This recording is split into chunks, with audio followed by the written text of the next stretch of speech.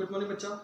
तो चलिए शुरुआत करते हैं क्लास 10th के क्षितिज के पहले अध्याय के, जिसका नाम है पद, जो लिखा गया है सूरदास जी के द्वारा। तो थोड़ी सी जानकारी तो सूरदास के बारे में बनती है। तो चलिए बात करते हैं सूरदास के बारे में।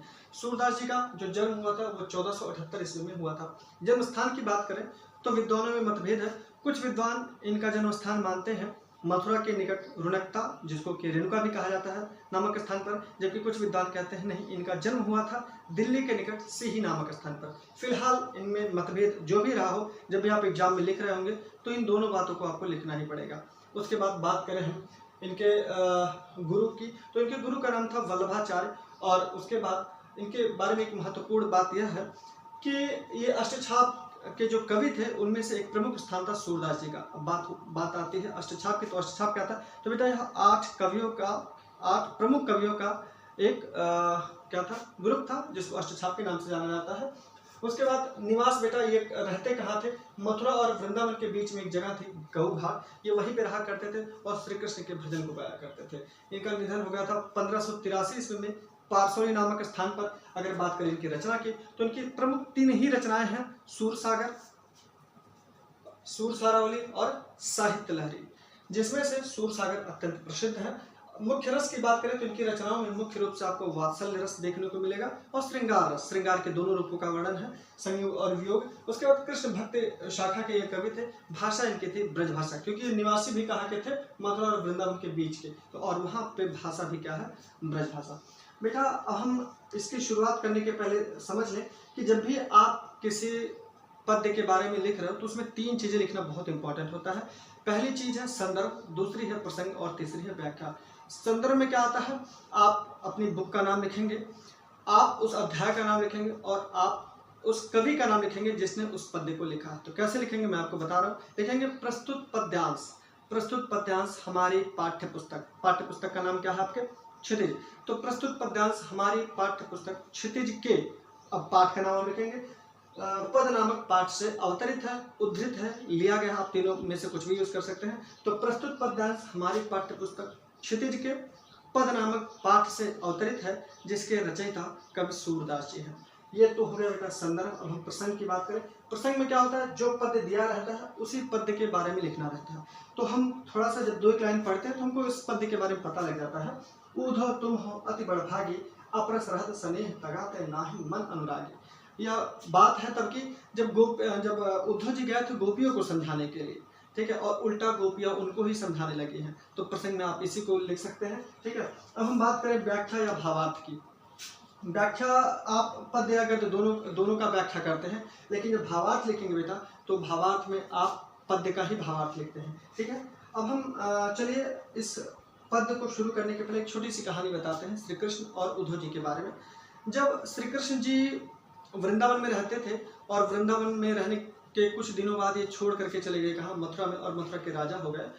तो जो वृंदावन के निवासी थे वो इनको बहुत याद किया करते थे और मुख्य रूप से वहाँ की गोपिकाएं इनको बहुत ज़्यादा याद करते थे। तो यह बात केवल गोपिकाओं को ही नहीं परेशान करती थी, कृष्ण भी इससे परेशान रहते थे कि लोग उन्हें याद कर रहे हैं और वो यहाँ से चले गए हैं। तो उन्होंने कोई उपाय सोचा कि किसी को भेजते हैं जो जा करके उन गोपिकाओं को समझाए। तो उनके दिमाग में आए एक व्यक्ति जिनका नाम था उद्धव। उद्धव कौन थे बेटा? कृष्ण के सखा थे। और क्यों श्री कृष्ण ने उद्धव को चुना? क्योंकि उद्धव जी को अपने ज्ञान पर बहुत घमंड था। उनको लगता था कि मैं कोई भी काम कर सकता हूँ, क्योंकि मेरे पास इतना ज्ञान है, मैं किसी भी काम को बहुत इजीली, बहुत आसानी से कर सकता हूँ। तो उन्होंने उद्धव का घमंड तोड़ने के लिए इनको भेजा गोपियों के पास कि जाइए आप गोपियों को समझा करके आइए। अब आगे का प्रसंग है बेटा, कुछ और भी पद्य हैं, आपके हाई स्कूल में नहीं है, फिर आप लेकिन जब पढ़ेंगे कभी तो आपको और भी आनंद आएगा। फिलहाल हम इसकी बात करते हैं। देखा है, उद्धव तुम हो अति बड़भागी। गोपियां उद्धव जी से कहते हैं, उद्धव जी तुम हो अति बड़भागी, तुम तो बड़े भाग्यशाली हो। हे उद्धव जी आप तो बड़े ही भाग्यशाली हैं। क्यों?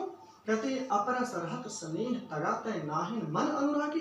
कहते हैं अपरस मतलब होता है अछूता, ठीक है, रहत रह गए, स्नेह से तगा मतलब होता है धागा, ठीक है, स्नेह रूपी धागे से आप अछूते रह गए। नाहि मन अनुरागी, आपके मन में प्रेम आया ही नहीं। कैसे? पुरैन पात रहत जल भीतर तारस देह न दागी। जिस तरह से कह रहे हैं पुरैन पात, जिस तरह से कमल, पुरैन मतलब होता है कमल, पात मतलब पत्ता, जिस तरह से कमल का पत्ता रहत जल भीतर, जल के ही भीतर रहता है, तारस देह न दागी, और फिर भी उस पर एक बूंद जल का नहीं लगता है, उसी तरह से आप भी हैं श्री कृष्ण, जो कि खुद ही प्रेम का स्वरूप हैं। आप उन्हीं के साथ रह रहे हैं और आपके अंदर प्रेम है ही नहीं। आप हमको ज्ञान देने आए हैं कि प्रेम कुछ है ही नहीं। चलिए फिर, जो जलमाह तेल की गागर बूंद न ताको लागी।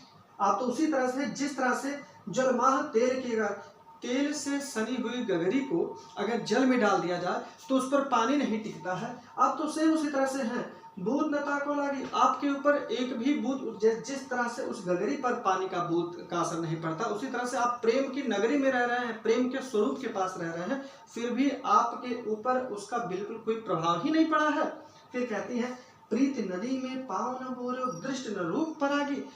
प्रीति मतलब होता है प्रेम, प्रेम रूपी नदी में आपने पाँव डाला ही नहीं है, दृष्ट न रूप परागी, आप पर प्रेम की दृष्टि पड़ी ही नहीं। सही बताइए, हमें तो विश्वास ही नहीं हो रहा आपके ऊपर।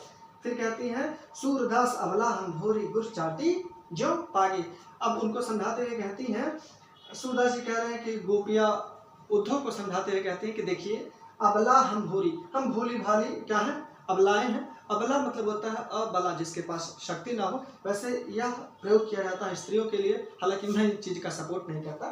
फिलहाल अबला हम भोरी, गोपियाँ कहती हैं कि उद्धव जी हम तो ठहरी कौन, भोली भाली अबलाएं, तो हमको न समझाइए, हमारे बारे में क्या है, गुड़ चाटी जो पागी। जिस तरह से चींटी जो है गुड़ के साथ उसका संबंध होता है, उसी तरह से मेरे लिए तो हमारे कृष्ण जी हैं, हमारे लिए कृष्ण जी और हमारा संबंध सिर्फ उसी तरह से जैसे चींटी और मीठे का होता है।